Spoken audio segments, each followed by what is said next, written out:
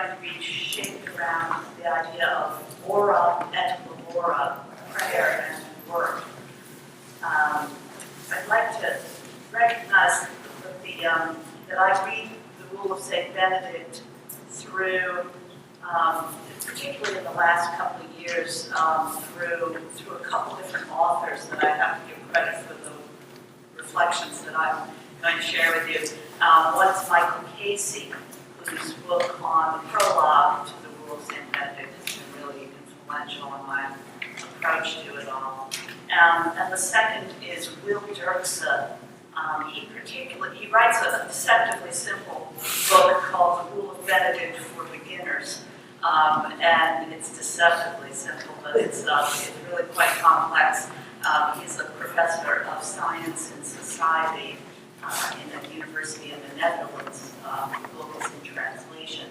But he reflects very much on work and building community in the workplace through the eyes of the Rule of St. Benedict. And that's been really a helpful book for me to reflect on the rule. My name is Therese Saint-Andre, and I'm the executive director of Friends of St. Benedict. Prior to this work, I did take some years off to take care of my family, and then prior to that, for about 20 years, I worked in banking, first as a commercial banker, real estate lender, and then at the Inter-American Development Bank, where Greg has been leading or teaching a meditation group. The Inter-American Development Bank is part of the network of multilateral development banks such as the World Bank, and they lend particularly to Latin America. And there I was a credit risk officer, the chief risk officer for the capital markets division. So I'm a great expert in ever increasingly more narrow field of discipline. So I got to be very expert at valuation and risk of derivatives portfolios. And then after the market crashed, it seemed no one really wanted to know anything about that because they preferred to sweep it under the rug and ignore it. So I found myself without a job for a while. I also taught finance in England near Bristol at the University of the West of England. The one reflection I'd like to start with is that work takes many, many forms, and I think Lawrence touched on this, and Tim did too. Tim talked about work within the family as well as work in the workplace. We should never think about work as only that which you are paid to do, but work is part of our lives at every point in our lives, and we benefit from the teachings of the Bible as well as the teachings of the Rule of St. Benedict in all parts of our work life. Benedict is very clear about this, saying that work at all levels is valuable and to be valued by the community, and one form of work is not to be valued over another. I think it's radical in if you think of the framework of late antiquity and the way work was appreciated in late antiquity, that he says what he does, because he says that manual work and practical work is to be highly valued. At that time, people who especially came from nobility, but people who had any education at all, would consider that only the life of the mind was really the life to be aspired to. The good life was the life spent in philosophical discourse, let's say, and that manual work was only to be done by slaves. Now imagine that. To be a free person would have been to live in the life of the mind, and to do manual work was always equated with slavery. Benedict says instead, he's very clear about this, he says, if a noble person, the son of local nobility is given into your community, part of the monastery, do not give him any preference and tell him that he can get off without doing any real manual work. He is to be brought into the community on equal terms with everybody else. And this is really something quite radical, and we have to give Benedict credit for this. He was creating a community out of people from all social strata, and he said everyone contributes work to the community. He said that peeling the potatoes matters just as much as writing a philosophical treatise or transcribing the works of the Desert Fathers. He says that the tending to the garden and fixing the roof is just as important. What Benedict is really saying is that the life of the whole community is you're to be measured by how your work contributes to the life of the whole community. You're not in this for yourself, you're in this to contribute to the community at large.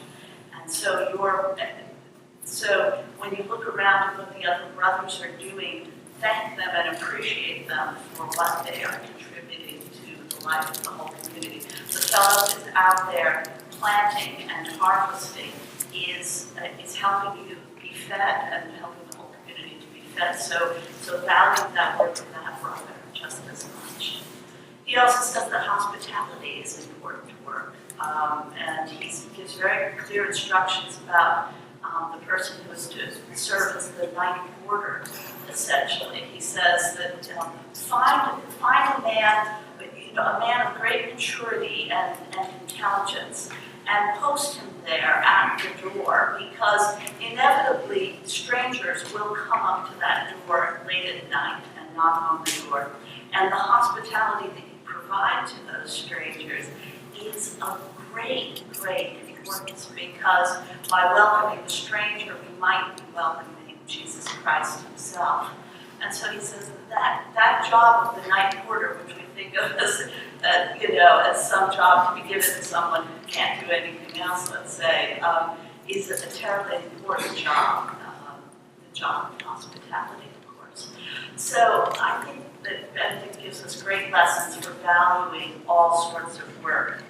I was recently at a L'Arche home for dinner. I know that Brother Lawrence has done some work with L'Arche. This is a community established by Jean Fournier, some of you might know. And there are 4 L'Arche houses here in the Washington, D.C. area, and 2 are in Arlington, 2 are in D.C. They are homes where people live in community, both able and disabled people live together. And the people with disabilities usually have very severe intellectual disabilities, what used to be called mental retardation. And this L'Arche home, I was observing how everyone is working together in community. Even the people who are nonverbal, even the people who are confined to a wheelchair, are working to the benefit of the community. And a young man named, well, not so young man, a middle-aged man named Fritz was helping set the table, clearing up from the dinner afterwards. Loves, just like our younger son Barrett, just loves to take out recycling and likes to sort the recyclings. And the man who was preparing the dinner and who was sort of in charge for the evening, Vincent, does not consider himself in any way greater than the disabled people that he works and cares for. They all consider themselves equally part of the community, and Vincent feels that he is so blessed and gifted to be able to work and live in that community. It's just, to me, L'Arche is just a beautiful example of how every form of work and every level of ability is to be respected. And finally, I wanted to talk about the 3 vows of Benedictine of life: obedience, stability, maybe not that order, stability, obedience, and constant conversion of life. That last one gets translated in several different ways, but conversio or conversatio is usually translated as constant conversion of life. These are sometimes misunderstood. The idea of stability, this is something that Thomas Merton grappled with a lot. He was never allowed to leave the Abbey, it seems, and then when he did leave, he was sadly met his early death when he was traveling in Asia. Stability, as Lawrence says, it's not. Lawrence travels a great deal, and stability means something different than simply staying physically within the walls of a particular monastery. Although Benedict did have unkind words for monastics who moved around, gyrovagues, as he called them, moved around from place to monastery too much. But I think in the modern terms, what we can think of stability as, and it's great for Benedictine virtue, is the idea of perseverance, of what my father used to call stick-to-itiveness, the idea that you should bloom where you are planted. Stability is life-giving, really, in a lot of ways, because by persevering, by continuing on, practicing the profession and the gifts that you developed in your life, you can be of great use to the entire community. And some types of work only bear fruit after many, many years of persisting in that same line of work. We can really master something and really make a contribution to the world at large. The second, obedience, is also often misunderstood. I think that people chafe at maybe memories they have of their Catholic school upbringing, where nuns and then above them the priests would demand that they bow to certain layers of authority and not question authority, and as though that is really what obedience is about. Absolutely not. The Latin root of the word obedience comes from the word to hear, to listen. Obediere is to listen carefully. And so, like the other word in St. Benedict's rule, ascolta, and I might be pronouncing all of these incorrectly in Latin, but depending on your training, but like that word also for listen, listening is terribly important in Benedict's rule. He says that we need to listen with full attention and really pay attention, and listen with humility, listen with openness to what the other is saying. The obedience is a duty that the abbot has as much as it's a duty of the other brothers and the younger brothers in the abbey, to listen to each other. So in the decision-making process, the abbot needs to listen to the monks, and the monks need to listen to each other. And together they will come to much better decisions than they would if they all just listened to their own voices in their own head. Obedience, therefore, is closely linked with listening. And finally, constant conversion of life. This means that we cannot rest on our laurels and think that we've really mastered the task that we're trying to do, but always find ways to do it better, to constantly question what we've been doing and find ways to make it better. Benedict often talks about how we need to take care of everything in our workplace, in our environment, to take good care of the tools. Treat the tools that you use in the garden with the same respect that you treat the vessels at the communion table. So if we constantly take care of things, make sure that the tools are not left out to rust, but are cleaned off carefully and put away so that we can use them again tomorrow. He's saying we need to just constantly do things a little bit better. I was recently reading a profile of a woman who heads up a very well-respected mutual fund asset management company. Fortunately, it's a company that's not publicly traded. Its own stocks are privately held, and that gives perhaps the company a little bit more freedom from the dreaded quarterly reports that would, that can be such harsh taskmasters. But this woman has led the company for a long time. It's been very successful, and often rates in sort of the top rankings of sort of the best value for money in the asset management world.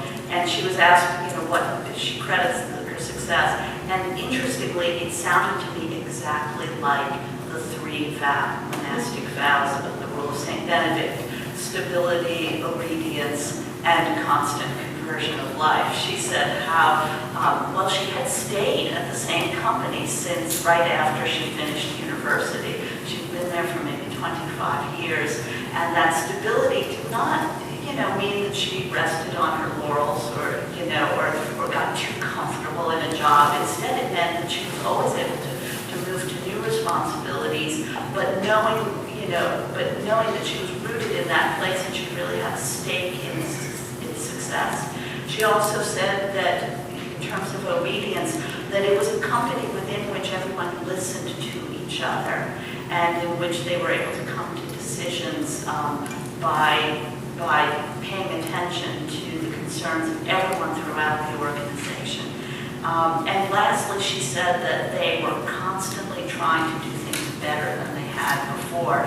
They had reduced their expense ratio, which some of you who work in the financial world know is terribly important in asset management. They had reduced their expense ratio constantly every year and had really gotten to a point where it was absolutely as low as possibly could. And they were constantly trying to find ways to do better what they had always done pretty well in the past. So I thought, there's a formula for success based on Benedict's rule. And it's not to say that we do anything for worldly success, but it is a model, perhaps, for what, the monastic life can be a model for what businesses should learn from.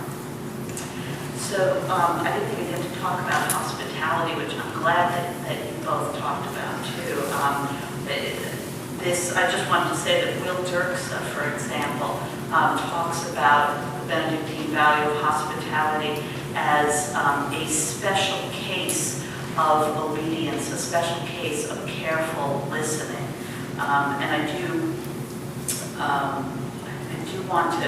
want to quote him just in that example. Hospitality is a special form of obedience, like listening to one another, answering someone's call. Any guest may be the Lord, but the Lord may look very shabby. Sometimes we need to pay close attention beyond appearances to see the contours of the Lord in every other